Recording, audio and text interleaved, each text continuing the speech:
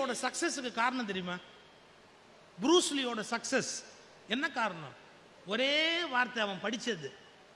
அவன் ஒரு மாஸ்டர்கிட்ட போறாரு, ப்ரூஸ்லி ஒரு மாஸ்டர்கிட்ட போறாரு.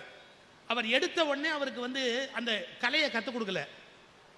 ஒரே ஒரு வார்த்தை சொன்னாரு, உன்னால தண்ணி மாதிரி இருக்க முடியுமா? உன்னால தண்ணி மாதிரி இருக்க முடியுமா அப்படின்னார். இவருக்கு புரியல என்ன சொல்றாரு இவரு. ஒரு மனுஷன் சண்டை போடணும், அடி வாங்கணும்னா எப்படி தண்ணி மாதிரி இருக்க முடியும்? வலிமையா இருந்தா தானே இந்த உலகத்துல சண்டை போட முடியும். என்ன நம்ம வாத்தியார் இப்படி சொல்லி கொடுக்குறாரு அப்படின்னு. எனக்கு தெரியலன்னா நான் சொல்லித்தர மாட்டேன், ஒரு வாரம் டைம் கொடுக்குறேன், நீ தெரிஞ்சுக்கிட்டு வா போ அப்படின்னு. ப்ரூஸ்லி பைத்தியம் முடிச்ச மாதிரி அங்க இங்க இங்க எல்லாம் ஓடிட்டு கடைசியா போட்டிங் போறாரு.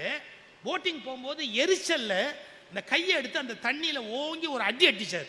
எரிச்சல் தாங்காம அந்த தண்ணியில அடிச்ச உடனே அந்த தண்ணி இவ்வளவு அடியும் வாங்கிச்ச ஒழிய எல்லாம் சின்ன சின்ன சின்ன சின்ன பார்ட்டிகள் அப்படியே பிரிச்சு கொடுத்துட்டு அடிபட்ட வலியே தண்ணிக்கு இல்லை.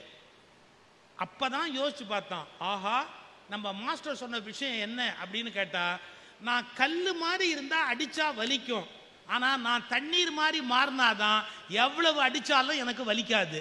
இதை என் மாஸ்டர் கத்து கொடுத்துருக்கிறாரு. இது முக்கியம் இல்லை.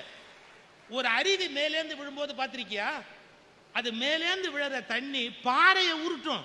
கொஞ்சம் யோசிச்சு பாரு, தண்ணி பலம் இல்லாததுங்கிறான். எவ்வளவு பெரிய பாறை அது உருட்டி கீழே தள்ளும் தெரியுமா? அப்ப மேலேந்து விழும்போது ஒரு தண்ணீர் பலம் பெறுகிறது. அது தாக்கும் போது அளவு கடந்த வேகத்தோடு தாக்குகிறது. ஆனால் தாக்கப்படுகிற போது தன் மீது அந்த தாக்குதல் படாதபடி தன்னை லேசாக்கி கொள்ளுகிறது.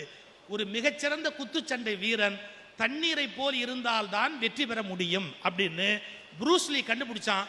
உலகத்தையே ஒரு கலக்கு கலக்கணும்.